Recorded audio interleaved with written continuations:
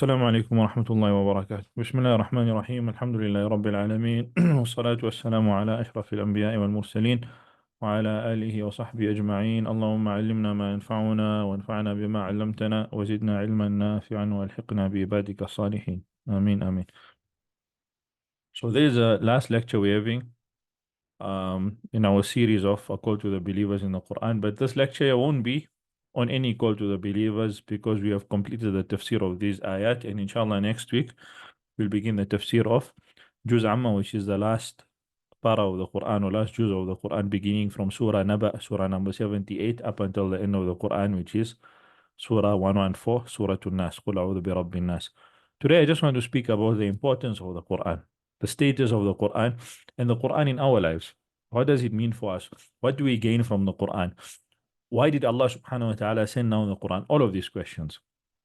So to begin, firstly, we can make a statement. And the statement that inshallah will show to be correct based on the ahadith and the ayat in the Quran which indicate its soundness is that the Quran is a book which is a miracle. It's a miracle in itself. And this is the miracle of this ummah and the miracle of Rasulullah sallallahu alaihi wasallam, which is unique because all the other prophets that came, their miracles ended with them. They were able to carry out certain miracles, karamat, mu'jizat, certain miracles for their people to prove to them the truthfulness of their message. And after the miracle passed, it ended with those people. We have the stories of some of those prophets. But Rasulullah sallallahu alaihi wasallam, his miracle continues in the Quran. Now, how does it work? Firstly, we need to understand that the Quran is a miracle in language. That is the miracle of Rasulullah sallallahu alaihi wasallam, which is the Quran. It remains and it's a miracle in language. Before Nabi sallallahu alaihi wasallam came, for 600 years the skies were closed. Isa alayhi salam was the last prophet that came to this earth. And after that 600 years passed and the skies were closed. There was no wahi, no revelation coming down. And Nabi sallallahu alaihi wasallam said in a hadith that Isa alayhi salam is the last prophet before him. So we know that there was no other prophet in between this time. All of the nations in the world, they were all drowning in ignorance. All of them. The Romans in their opulence, and the Persians and the Chinese, and all of them had certain skills. And they were all at a certain level in terms of the empires. The Arabs had no empire. They were a simple people. And because of this, they were prepared to receive this message. Nabi sallallahu alaihi wasallam said in a hadith, إن الله نظر إلى أهل الأرض جميعا فمقتهم إلا بقايا من أهل الكتاب. Verily, Allah looked at the people of the earth, all of them, meaning talking of the time before He sent Nabi sallallahu alaihi wasallam, and He disliked what He saw, subhanahu wa ta'ala. فمقتهم, He disliked them. إلا بقايا من أهل الكتاب, except a few people from the people of the book, the Jews and the Christians who remained on the truth. That is when Allah subhanahu wa ta'ala sends the Quran and sends Prophet to Muhammad sallallahu alaihi wasallam as a miracle. So this Quran, in the time that it was sent, it was a miracle. And the language that it was sent with is a miracle. And it remains as a linguistic challenge till the end of time. Now, what we need to understand is we believe all of this, but we need to conceptualize it in ourselves. What do we need to conceptualize? Ask yourself. Every single person ask himself.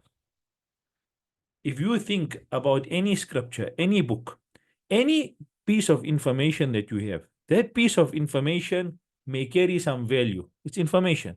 It may be from somebody that you love. It has sentimental, for example, value. This Quran, who sent it down? Who brought it to this earth? Whose word is it? Who did it come to? Upon whose heart was it revealed? And which nation is carrying it? In which language it was? Allah subhanahu wa ta'ala mentioned this to show us that the Quran is information which is authentic. It is true. And it came down in all its forms, through all its levels, with the best and the best of the best. Allah subhanahu wa ta'ala says at the end of Surah Al-Shu'ara, وَإِنَّهُ لَتَنزِيلُ رَبِّ الْعَالَمِينَ. Verily, it is a tanzil, a revelation from the Lord of the worlds.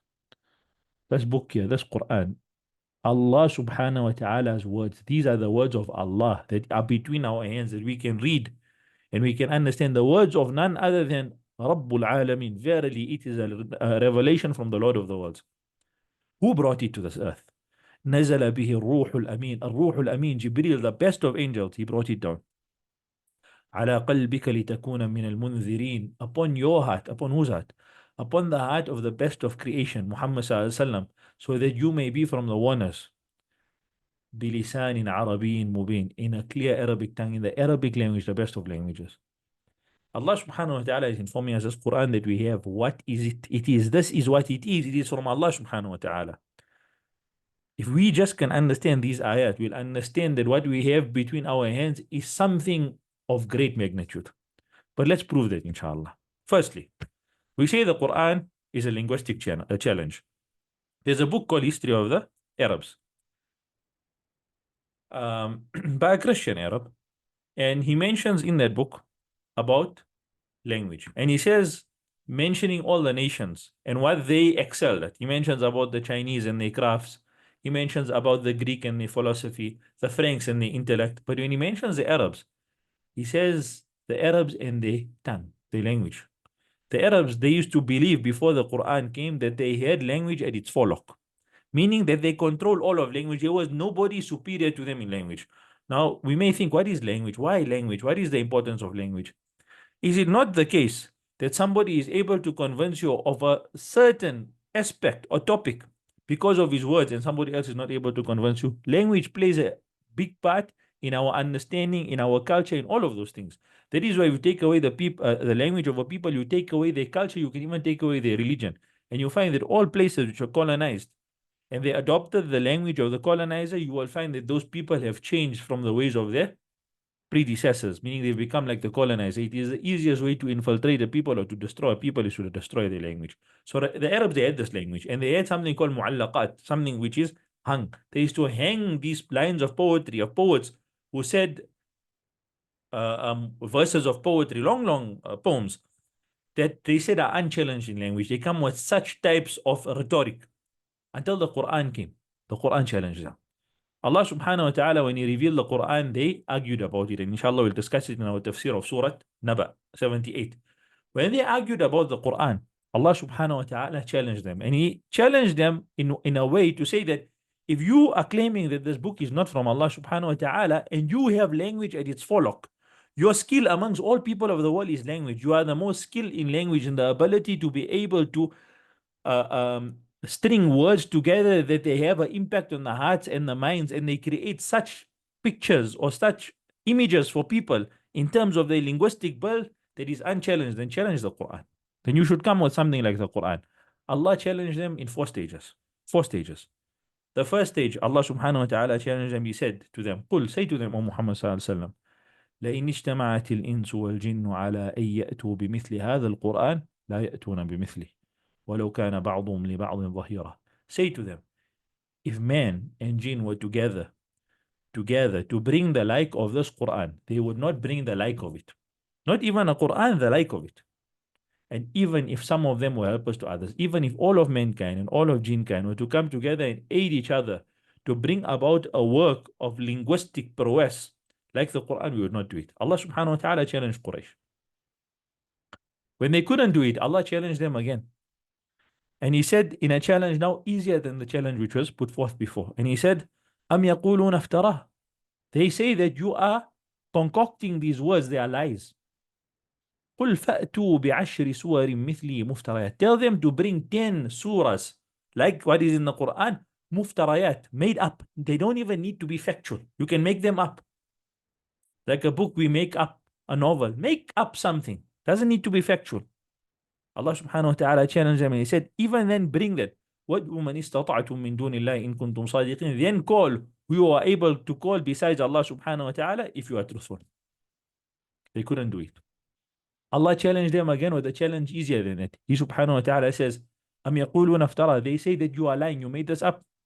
قُلْ فَأْتُوا بِسُورَةٍ مِثْلِهِ. Tell them to bring one surah the like of it. وَادْعُوا مَنِ اسْتَطَعْتُم مِّن دُونِ اللَّهِ إِن كُنتُمْ صَادِقِينَ. Then let them call those that they associate with Allah or other than Allah if they are truthful. They couldn't do it. Then Allah subhanahu wa ta'ala challenged them further. Now this challenge indicates something else. The Quran is a linguistic miracle. It's a scientific miracle. It's a miracle in terms of its protection. It has been protected for 14 centuries, untouched. It's a miracle in so many different aspects, what they call a mu'jizat. It has mu'jizat in so many different aspects.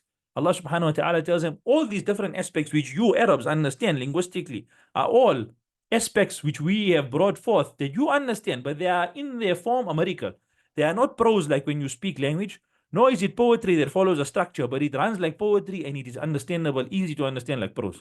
Allah subhanahu wa ta'ala challenged them and he said, say to them, O Muhammad sallallahu alaihi wasallam, وإن كنتم في ريب مما نزلنا على عبدنا فأتوا بسورة من مثله. And if you are in doubt about what we have revealed to our servant, then come with something من مثله, one surah, not in all its forms of miracles, not in all of the miracles and its prowess and its grandeur, not all the forms, just in one form.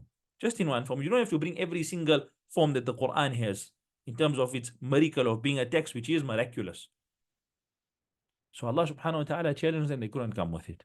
Now, people later on in today's time, they say it's not a challenge, it's not a linguistic miracle because we don't understand the language like the Arabs understood it before, and we'll demonstrate it. Al-Jahid, who's known, one of the known scholars of language, he said that all these challenges existed in the Quran.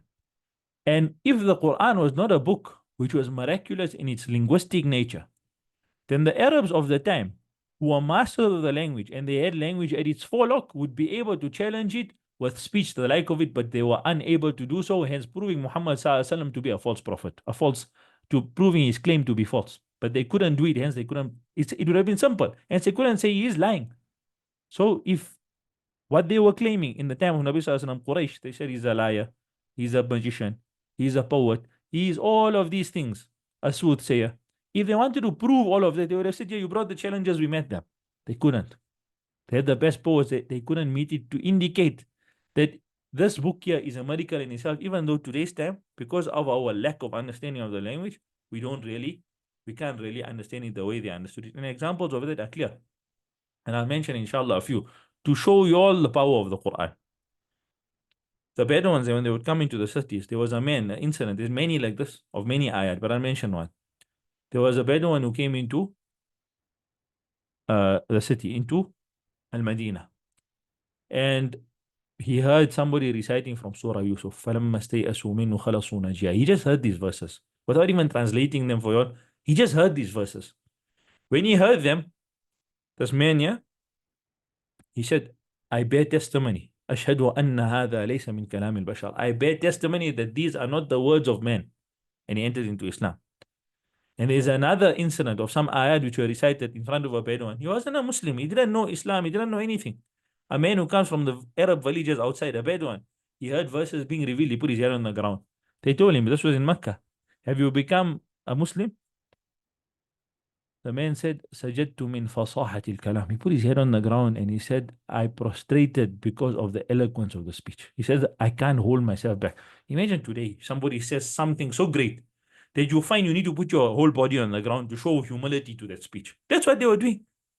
There is the miracle of the Quran. Those people understood it. Nabi Sallallahu, when the kuffar of Quraysh wanted to kill him, or they didn't allow him back into Mecca after he came back from Taif, there was a man who gave Nabi Sallallahu jiwar. Jiwar means protection to come back into Mecca. His name was Mut'im ibn Adi. Mut'im ibn Adi was known. He was a powerful man, powerful in wealth, powerful in stature, and a man known for being skilled in war, and he had 10 sons the like of him. Same. He gave Nabi Sallallahu protection. Nabi Sallallahu entered into Mecca. Many years later, at one of the battles, when Nabi Sallallahu was in Medina, the Muslims had captives from Quraysh. These captives, the Quraysh, they sent somebody called Jubair ibn Mut'im, the son of this man who gave Nabi Sallallahu protection in Mecca at the time. And they sent him specifically, and they said, Muhammad will remember the goodness your father did for him. So he's sending you to negotiate for our prisoners. This man is coming to negotiate, to take prisoners back to negotiate this. He comes, and at the time of Maghrib, Nabi Sallallahu made him wait, and then Nabi Sallallahu, at the time of Maghrib, he recites verses from the Quran. Now, the one who's narrating this is this man himself, Jubair ibn Mut'im. And he says, and he specifies the verses Nabi Sallallahu read in Salat al-Maghrib. Nabi Sallallahu read verses from Surah Al-Tur. Now, just keep this in mind. Jubair ibn Mut'im, many times you would have heard Nabi Sallallahu speak. You would have heard the Arab speech, the Arabs were eloquent, he would have heard all of this in Mecca, and he would have heard Nabi Sallallahu Alaihi Wasallam himself speaking. But the Quran is different. It is not the speech of the Prophet Sallallahu Alaihi Wasallam, it is the speech of Allah. So he specifies the verses that Nabi Sallallahu Alaihi Wasallam read. It is verse number 33 from Surah At-Tur and onwards. Nabi Sallallahu Alaihi Wasallam began reading and he said, أم يقولون تقوله بل لا يؤمنون. Nabi Sallallahu Alaihi Wasallam read these verses. Or do they say, he has forged this Quran? Nay, they believe not. فليأتوا بحديث مثله إن كانوا صادقين. Let them then produce a discourse like it if they are truthful. أم خلقوا من غير شيء أم هم الخالقون. Or were they created by nothing? Or were they themselves the creators? أم خلقوا السماوات والأرض بل لا يوقنون. Or did they create the heavens and the earth?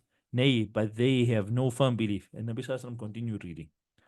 Rubayr, he mentions this and he says when he heard these verses, now I said he heard Nabi Sallallahu Alaihi Wasallam speak in Makkah. There is not the speech of the Messenger Sallallahu Alaihi Wasallam. There is not the speech of a poet. This is the speech of Rabbul Alamin, the Lord of the worlds.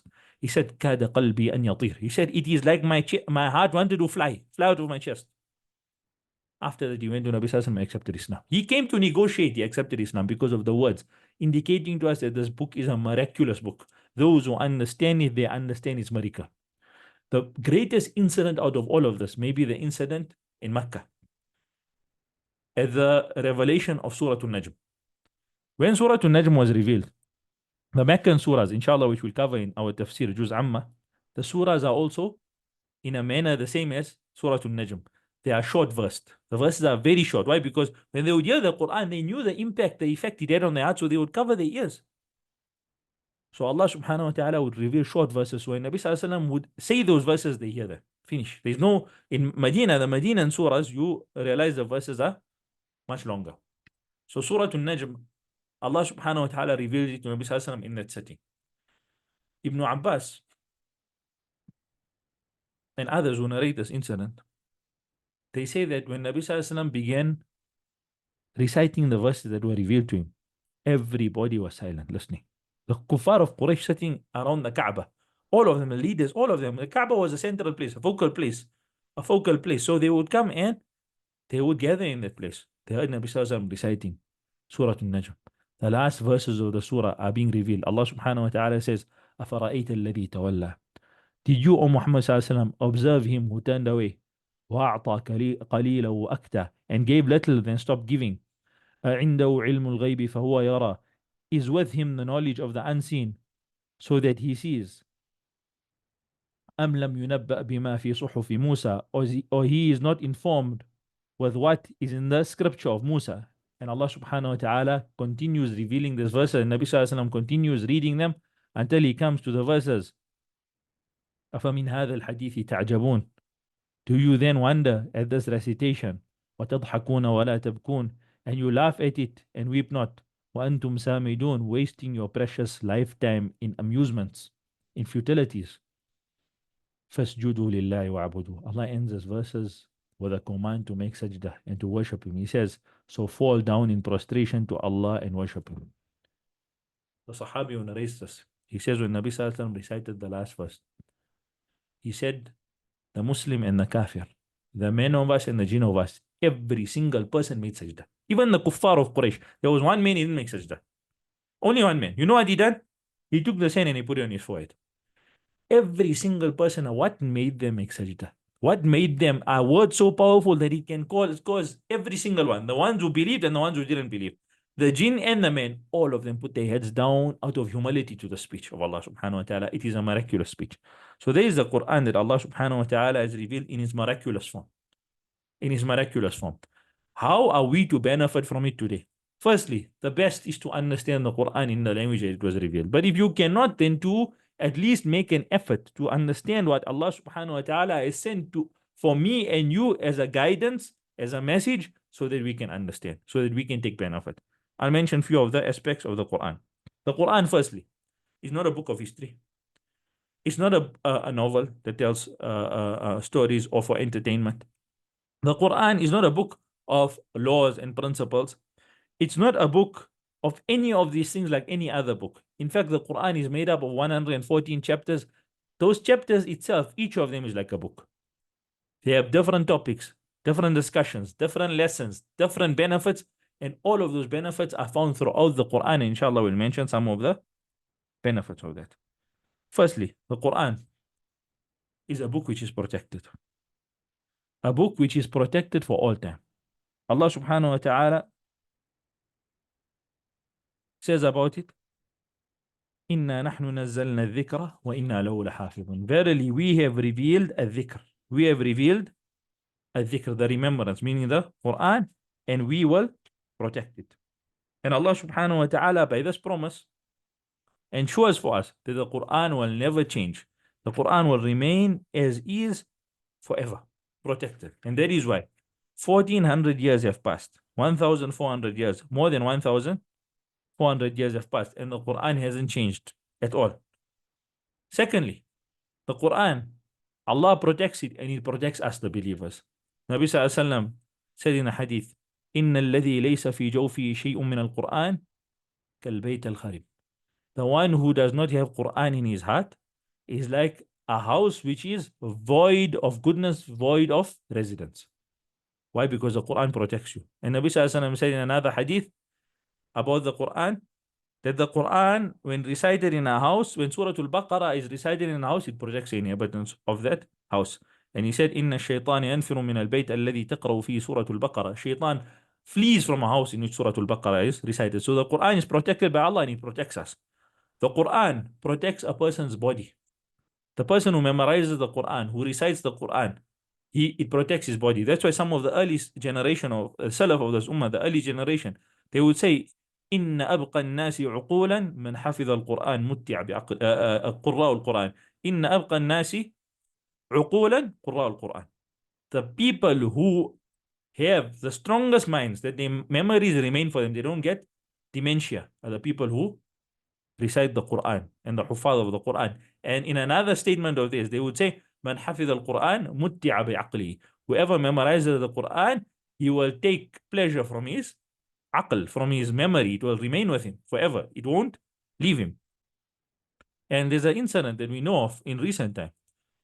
The Shaykh al-Qurra is the leader of all the ones who do qira'ah. In the Haram in Medina, there's somebody called Shaykh al-Qurra. There's a position like that is filled. He's the head of all these qurra, the people who know qira'at and recitation of the Quran and hifz and all of those things. His name is Ibrahim al-Akhdar. His teacher was somebody called Hassan al-Sha'ir. Hassan al-Sha'ir, he passed away at the age, I think, of 131 or 133, somewhere around there, 130 years plus. And he began teaching Quran in the Haram in his 20s. And he would say, I have taught Quran in the Haram for 100 years, for more than 100 years. These are the people of Quran. You know what was amazing about this man? 130 years old. His memory was not damaged. He could remember. His hearing was not affected. He used to listen to students even at that age up until he passed away. His memory, his hearing, everything remained intact. And that is from the barakah of the Quran. So Allah subhanahu wa ta'ala, He has protected the Quran for us. And if we memorize the Quran and practice it and learn and take from its barakah, then it will protect us. The Quran in itself is a book of glory. It elevates people. Nabi Sallallahu Alaihi Wasallam said in a hadith, يرفع بهذا الكتاب أقواما ويضع بآخرين. Allah elevates people, some people by this book, and He puts other people down by it. Imagine this for one moment. Nabi Sallallahu Alaihi Wasallam said that the prophets do not leave behind inheritance of dinars and dirhams. They leave behind the inheritance of knowledge. The inheritance of our messenger Sallallahu Alaihi Wasallam is the Quran, number one, and then his hadith. The one who holds in his heart the Quran, it is like he has prophethood in his heart. He should not belittle himself in front of anybody. That is the grandeur that the Quran gives the person who memorizes it. The Quran is a book of guidance. Allah subhanahu wa ta'ala says, ذَلِكَ الْكِتَابُ لَا رَيْبَ فِيهِ. It is a book which there is no doubt in.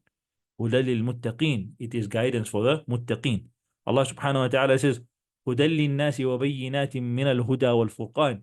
It is guidance for mankind and a clarifier and a criterion and a guide. It clarifies what is guidance, what is a criterion. That is what the Quran does. It is a guide. The Quran is a book of blessing. Like we mentioned some of the incidents now that indicate it's blessing. The Quran in itself is blessing. Allah subhanahu wa ta'ala says, وَهَذَا كِتَابٌ أَنزَلْنَاهُ مُبَارَكٌ مُصَدِّقُ الَّذِي بَيْنَ يَدَيْهِ. And this is a book which is mubarak, it is blessed. And it comes forth to affirm what is between your hands. Allah subhanahu wa ta'ala says in another place in the Quran, وَهَذَا كِتَابٌ أَنزَلْنَاهُ مُبَارَكٌ فَاتَّبِعُوهُ. And this is the book that we have revealed, blessed, so follow it. Allah subhanahu wa ta'ala says in another place in the Quran, وَهَذَا كِتَابٌ أَنزَلْنَاهُ مُبَارَكٌ. And this is a book that we have revealed which is blessed. Allah subhanahu wa ta'ala says in another place in the Quran talking about his blessing. And he says, كِتَابٌ أَنزَلْنَاهُ إِلَيْكَ مُبَارَكٌ. A book that we have revealed to you, O Muhammad sallallahu alaihi wasallam, which is blessed. Why? And there is the crux of it. Allah subhanahu wa ta'ala says, لِيَدَّبَّرُوا آيَاتِي وَلِيَتَذَكَّرَ أُولُو الْأَلْبَابِ. So that you may ponder over its verses. And that is inshallah what we will be doing in our tafsir. Allah has revealed this book, a blessed book, so that you may ponder over its verses. The reasoning for its revelation and its blessing is to ponder over its verses. The book, the Quran, is not a book of enjoyment that one, only enjoyment rather, that one sits and listens to it and enjoys, or has a competition of Quran, or has a function that he opens up with the Quran. The Quran is not, the basis of the Quran is not there. The Quran is to be judged by in the daytime. You take it and you follow its laws, you ponder over it, and to be recited in the nighttime in tahajjud. That is the Quran. So Allah subhanahu wa ta'ala says, كِتَابٌ أَنزَلْنَاهُ إِلَيْكَ مُبَارَكٌ. A book we have revealed to you, O Muhammad sallallahu alaihi wasallam. Mubarak. What is it? It is blessed. Why? Why is this book so blessed? What will you benefit?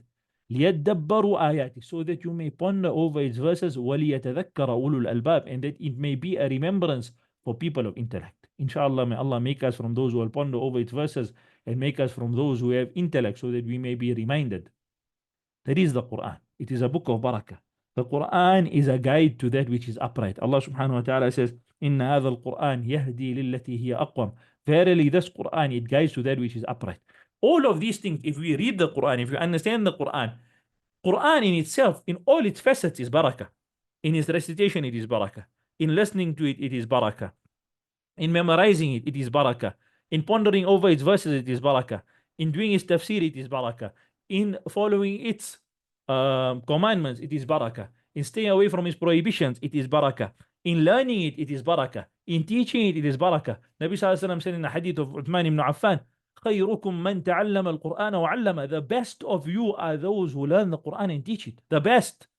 Meaning that there is nobody superior to the one who is teaching the Quran, nor to the one who is learning the Quran. Inshallah, in our tafsir, we will be from amongst those who are learning it and those who are teaching it. There is the barakah of the Quran. There is what the Quran is. It is a book that guides to uprightness. The Quran in itself, is a book of goodness and happiness. Allah subhanahu wa ta'ala mentions about the ones who turn away from the Quran. What do we want? Everybody wants happiness in their life. They want goodness in their life. Goodness and happiness can be sought through the Quran. Allah subhanahu wa ta'ala says, وَمَنْ أَعْرَضَ عَنْ ذِكْرِي فَإِنَّ لَهُ مَعِيشَةً ضَنْكَ. Whoever turns away from my remembrance, meaning the Quran, then verily for him is a life which is ضَنْكَ, which is constrained, constricted, difficult. Quran brings ease to that person's life who recites it. And in the hadith, Nabi sallallahu alaihi wasallam spoke about households which Quran is recited in, and those households which Quran is not recited in, indicating to us what the Quran brings in terms of goodness and happiness. And he sallallahu alaihi wasallam said, Al-Baytu, the house, إِذَا تُلِيَ فِيهِ كِتَابُ اللَّهِ اتَّسَعَ بِأَهْلِهِ. The house in which the book of Allah subhanahu wa ta'ala is recited, it becomes vast for its residents, for the people of that house. وَكَثُرَ خَيْرُ. And the goodness of that house increases. وَحَضَرَتْهُ الْمَلَائِكَةِ. And the angels, they attend that house, they come to the house. وَخَرَجَتْ مِنْهُ الشَّيَاطِينَ. And the shayateen, the devils, they leave that house. And then Nabi sallallahu alaihi wasallam said, وَالْبَيْتُ الَّذِي لم يتل فيه القرآن. لم يتل فيه القرآن. The house in which the Quran is not recited. والبيت الذي لم يتل فيه كتاب الله. The house in which the book of Allah subhanahu wa ta'ala is not recited. ضاق بأهله. That house becomes small and constrained for its residents. وقل خير. And its goodness decreases. وتنكبت عنه الملائكة. And the angels, they turn away from it. وحضرته الشياطين. وحضره الشياطين. And the shayateen, the devils, they come and they attend to that house. There is the Quran. The Quran is a means for goodness and barakah and happiness in ourselves, in our households. And if the Quran is Mubarak, it is blessed, then the one who practices the Quran in its recitation, in listening to it, in memorizing it, in all of those facets, in following its commandments, in staying away from its prohibitions, that person in his own self becomes blessed. Because why? The Quran is with him. The Quran is with him. The Quran also is a book of cure. Cure for the heart and cure for the body. Allah subhanahu wa ta'ala says in Surah Al-Isra, وَنُنَزِّلُ مِنَ الْقُرْآنِ مَا هُوَ شِفَاء وَرَحْمَةٌ لِلْمُؤْمِنِينَ. It is a book of cure and rahmah, of mercy. And we reveal in this Quran that which is cure, وَرَحْمَةٌ لِلْمُؤْمِنِينَ, and it is a mercy for the believers. It is a book of mercy and a book of cure. Not only for the hearts, but for the bodies. They are what is known as ruqya. We know from the famous hadith of Abu Sa'id al-Khudri, when one of the men of or the leaders of one of the tribes was bitten by a snake, he asked Abu Sa'id to recite upon him. Abu Sa'id al-Khudri recited Surah Al-Fatiha upon him until he was cured from that bite of the snake. And we know a snake bite, if a snake bites you and it's venomous or poisonous, you will be afflicted, you may die also. That man, he became cured like nothing had occurred with him. Why? Through the shifa of the Quran, the cure of the Quran.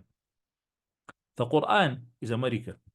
A book of such volume can be memorized by children at the ages of 5 and 6 and 7 in a language that they don't even understand, with such precision that they won't even err in a fatha or a kasra, in a diacritical mark.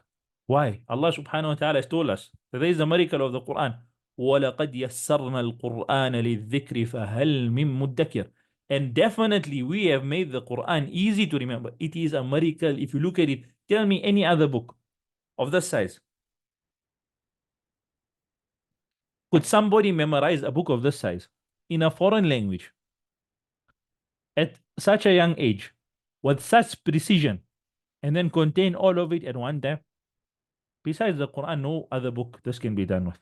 وَلَقَدْ يَسَّرْنَا الْقُرْآنَ لِلذِّكْرِ فَهَلْ مِن مُدَّكِرٍ. And we have made the Quran easy to remember. So then will there be those who will remember? Allah subhanahu wa ta'ala is telling us there is a miracle of the Quran.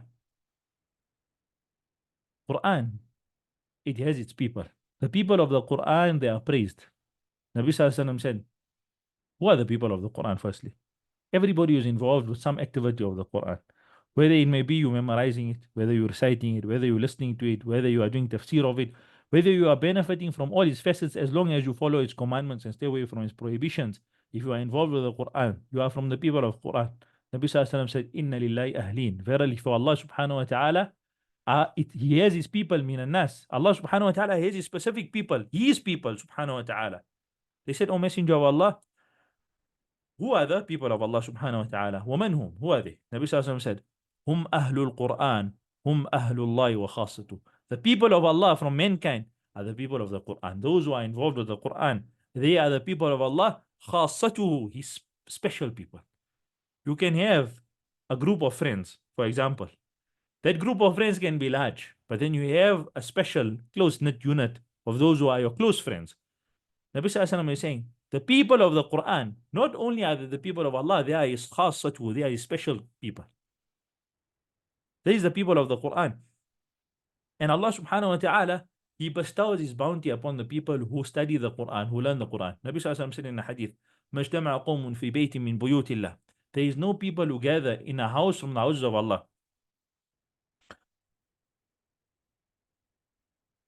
يَتْلُونَ كِتَابَ Allah. They are reciting the book of Allah. وَيَتَدَارَسُونَهُ فِي مَا بَيْنَهُم. Or they are studying it between themselves. إِلَّا نَزَلَتْ عَلَيْهِمُ السَّكِينَةُ. Except sakina, tranquility descends upon them. وَغَشِيَتْهُمُ الرَّحْمَةُ. And they are enveloped in mercy. Allah envelopes them in His mercy. وَحَفَّتْهُمُ الْمَلَائِكَةُ. And the angels surround them. وَذَكَرَهُمُ اللَّهُ فِي مَنْ عِنْدَهُ. And Allah mentions them with His company. That is what the people of Quran get. Imagine, we sit and we study the Quran between ourselves. Anybody who's not doing this, they're losing out. If we are not doing this, we are losing out. We have a commodity in front of us, but we're losing out. A commodity which is cure, which is guidance, which is goodness, which is happiness. a commodity which has all of this, and it is the word of Rabbul Alamin. We're losing out if we're not doing that. The Quran brings forth for man ease in his life. Ease. Uh, uh, that is why some of the early scholars, they would say that if you are embarking on anything, let your companion be the Quran so that it may bring ease. Abbas al-Kinani, he mentions from his teacher, Ishaq ibn Abdul Wahid. This man was going out to seek the signs of hadith. Hadith at that time there, you had to go to all the places where you lived. For example, if you lived in Al-Madinah, you had to go to Mecca, to Yemen, to Oman, to all the places. You had to go to Iraq, to all the Levant. You had to go to Egypt. You wanted to collect the ahadith of Nabi Sallallahu Alaihi Wasallam because people, the Sahaba learned these ahadith from Nabi Sallallahu Alaihi Wasallam and they spread out in these lands for jihad and for da'wah. So those ahadith remain in those lands. So anybody who wanted to collect it, he had to go out and look for it and sit in those majalis, those gatherings of hadith, and collect it with these chains of narrators, a science which is very, very difficult to gather. What did this man's teacher tell him? This man's teacher told him, when he is going now to embark on this difficult science which requires lots of time and lots of energy and memorization, he tells him to do something else completely different than what? Doesn't advise him where to go, where to start, who to look for, how to record it. He tells him one simple advice. He tells him, he says, my teacher advised me at the time of my travel. He said, أكثر من قراءة القرآن ولا تتركه. Increase in the recitation of the Quran and do not leave it. فإنه يتيسر لك الذي تطلبه على قدر ما تقرأه. Because it will make easy for you that which you are seeking, dependent on the amount of Quran that you read. If you read more Quran, it will be easier and you will seek more of that which you want. And then he said, and I tested it. And he says, when I would increase in my selection of the Quran that I would read for the day, I would increase in my knowledge of hadith and I would find it easy. And the day I would read less, my seeking of that would be less. That is proven. It is known. The Quran brings forth for a person ease in his life. The Quran is a reason for this ummah coming together. And we leaving the Quran is a reason that we have deviated from each other and split up into these factions. Allah subhanahu wa ta'ala says in the Quran, وَاعْتَصِمُوا بِحَبْلِ اللَّهِ جَمِيعًا وَلَا تَفَرَّقُوا, and hold fast to the rope of Allah and do not split apart, do not become separated. What is the rope of Allah?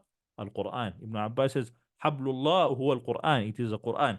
The Quran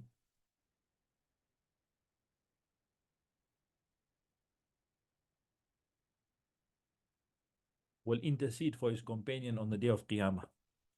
Nabi Sallallahu Alaihi Wasallam said in the hadith, اقرأوا القرآن فإنه يأتي شفيعا لأصحابه. Recite the Quran because it will come for as an intercessor for its companion. In another hadith, Nabi Sallallahu Alaihi Wasallam said, يقال لصاحب القرآن, it will be said to the companion of the Quran, اقرأ وارتقي ورتل كما كنت ترتل في الدنيا فإن منزلك آخر آية تقرأها.